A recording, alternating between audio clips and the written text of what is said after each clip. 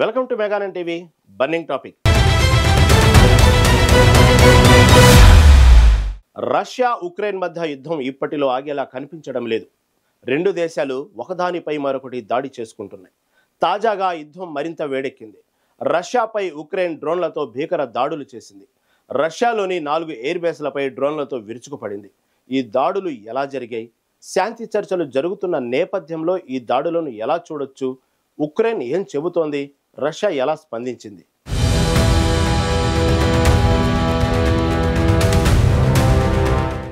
ఒకరు తగ్గారంటే మరొకరు. Ukraine Russia ఒకదానిపై మరొకటి దాడి చేసుకుంటూనే ఉన్నాయి. మొన్నటి వరకు రష్యా యుక్రెయిన్ పై దాడులు చేస్తే ఇప్పుడు యుక్రెయిన్ రష్యాపై దాడులు చేస్తోంది. మొన్నటి వరకు శాంతి చర్చలున్న యుక్రెయిన్ ఇప్పుడు రష్యాపై భీకర దాడులతో విరుచుకుపడింది. ఆదివారం యుక్రెయిన్ సెక్యూరిటీ సర్వీస్ ఈ దాడులు చేసింది. ఈ దాడులకు స్పైడర్ వెబ్ అని పేరు పెట్టారు. ఈ ఆపరేషన్ లో యుక్రెయిన్ 4 రష్యన్ ఎయిర్ బేస్ లను టార్గెట్ చేసింది. రియాస్ ప్రాంతంలోని డయాగిలేవో ఎయిర్ బేస్, ఇవానోవా ప్రాంతంలోని ఇవానోవా ఎయిర్ బేస్, ఇర్కుట్స్క్ ప్రాంతంలోని బెలాయా ఎయిర్ బేస్, ముర్మాన్స్క్ ప్రాంతంలోని ఒలెన్యా ఎయిర్ బేస్ పై యుక్రెయిన్ అటాక్ చేసింది. ఈ దాడుల్లో 40కి పైగా రష్యన్ స్ట్రాటజిక్ బాంబర్ విమానాలు దెబ్బతిన్నాయని యుక్రెయిన్ చెబుతోంది. ఈ విమానాల్లో 295, 222, 2-160 వంటి హెవీ బాంబర్లు ఉన్నాయి. ఇవి యుక్రెయిన్ పై మిజైల్ దాడులు చేయడానికి రష్యా ఎక్కువగా ఉపయోగిస్తుంది. ఈ దాడుల్లో ఒక విమానం మంటల్లో చిక్కుకున్నట్లు వీడియోలు సోషల్ మీడియాలో వైరల్ అవుతున్నాయి. ఈ ఆపరేషన్ కోసం యుక్రెయిన్ డ్రోన్లను రష్యా లోపలి భాగంలోకి రహస్యంగా తీసుకెళ్లి అక్కడ లాంచ్ చేసింది. ఈ దాడులు రష్యన్ వైమానిక స్థావరాలపై ఇప్పటి వరకు జరిగిన దాడుల్లో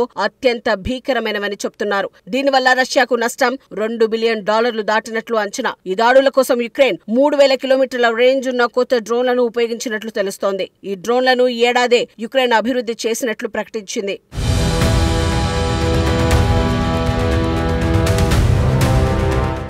శాంతి చర్చలు ప్రస్తావనకు వచ్చిన సమయంలో ఈ దాడులను ఎలా చూడొచ్చు? అయితే దాడులు జరిగిన కొన్ని గంటల ముందు యుక్రెయిన్ అధ్యక్షుడు జెలెన్స్కీ ఇస్తాంబుల్లో రష్యాతో శాంతి చర్చల కోసం ఒక బృందాన్ని పంపుతామని ప్రకటించారు. ఈ చర్చలు జూన్ 2 నుంచి ప్రారంభం కావాల్సి ఉంది. అయితే శాంతి చర్చలకు ముందు ఇలాంటి భారీ దాడులు చేయటం వెనుక యుక్రెయిన్ వ్యూహం ఏమిటి అనే చర్చ నడుస్తోంది. నిపుణుల అభిప్రాయం ప్రకారం ఇది రష్యాపై ఒత్తిడి పెంచే వ్యూహంగా కనిపిస్తోంది. శాంతి చర్చల్లో బలమైన స్థానం సంపాదించడానికి రష్యా సైనిక శక్తిని బలహీనపరిచే ప్రయత్నంగా దీన్ని చూడొచ్చు. గతంలో కూడా ఇలాంటి శాంతి చర్చల సమయంలో రెండు దేశాలు దాడులు చేసుకున్నాయి. మే 25 రష్యా యుక్రెయిన్ మధ్య 1000 మంది ఖైదీల మార్పిడి జరిగినప్పుడు ఆ రోజు రాత్రి డ్రోన్లు, మిసైళ్లతో యుక్రెయిన్ పై రష్యా భారీ దాడులు చేసింది. ఈ నేపథ్యంలో యుక్రెయిన్ ఈ దాడులను ఒక ప్రతీకార చర్యగా, అదే సమయంలో శాంతి చర్చల్లో తమ బలాన్ని చూపించే మార్గంగా ఎంచుకున్నట్లు కనిపిస్తోంది.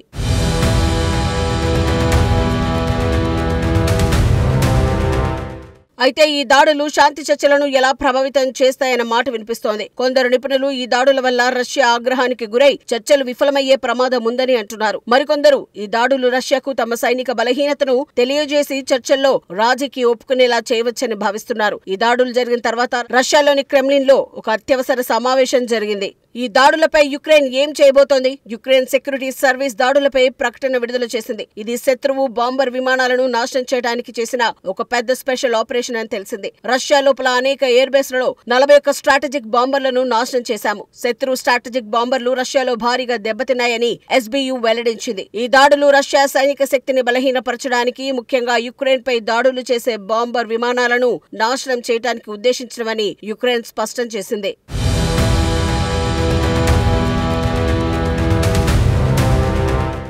ఇర్కుట్స్క్ ఒబ్లాస్టాలోని బెలాయా ఎయిర్ బేస్ పై జరిగిన దాడి ఫుటేజ్ ను కూడా యుక్రెయిన్ విడుదల చేసింది. ఇందులో డ్రోన్లు ఎయిర్ బేస్ పైకి దూసుకెళ్లి పేలులతో దట్టమైన పొగలు ఆకాశంలో లేవడం కనిపిస్తుంది. యుక్రెయిన్ అధ్యక్షుడు జెలెన్స్కీ మాజీ ప్రెస్ సెక్రటరీ ఎక్స్ లో ఒక క్లిప్ షేర్ చేస్తూ ఈ దాడులను పొగడ్తలతో ముంచెత్తారు. 40కి పైగా రష్యన్ విమానాలు దెబ్బతిన్నాయని పేర్కొన్నారు. ఈ దాడులు యుక్రెయిన్ సుదూర దాడి సామర్థ్యాన్ని చూపిస్తున్నాయని, రష్యా లోపల ఎంత దూరంలోనైనా దాడి చేయగలమని నిరూపించే ప్రయత్నంగా దీన్ని చూస్తున్నారు. అయితే ఈ దాడులు జరిగిన సమయంలో యుక్రెయిన్ లో కూడా రష్యన్ దాడులు జరిగాయి. ఒక రష్యన్ మిజైల్ దాడిలో యుక్రెయిన్ కు చెందిన 12 మంది సైనికులు మరణించారు. 60 మందికి పైగా గాయపడ్డారు. ఈ దాడి ఒక ట్రైనింగ్ సెంటర్ పై జరిగింది. అయితే ఈ సెంటర్ ఎక్కడుందో, ఏ రకమైన మిజైల్ ఉపయోగించారో వివరాలు వెల్లడించలేదు. ఈ నేపథ్యంలో యుక్రెయిన్ ఈ దాడులను రష్యాకు ఒక హెచ్చరికగా, తమ సైనిక సామర్థ్యాన్ని చూపించే మార్గంగా చూస్తున్నట్లు స్పష్టమవుతోంది.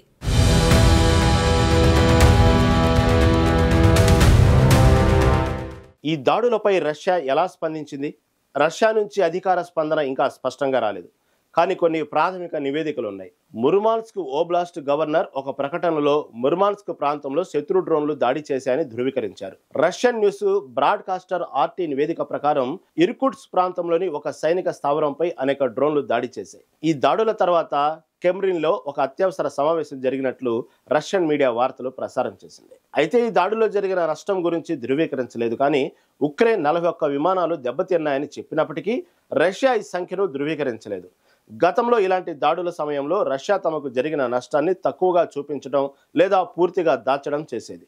మే నెలలో ఉక్రెయిన్ డ్రోన్ దాడుల్లో రష్యా 110 డ్రోన్లను కూల్చినట్లు చెప్పినప్పటికీ తమ వైపు జరిగిన నష్టం గురించి వివరాలు ఇవ్వలేదు.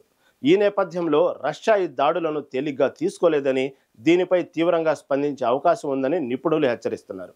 రష్యా గతంలో ఇలాంటి దాడులకు ప్రతీకారంగా ఉక్రెయిన్పై భారీ దాడులు చేసింది.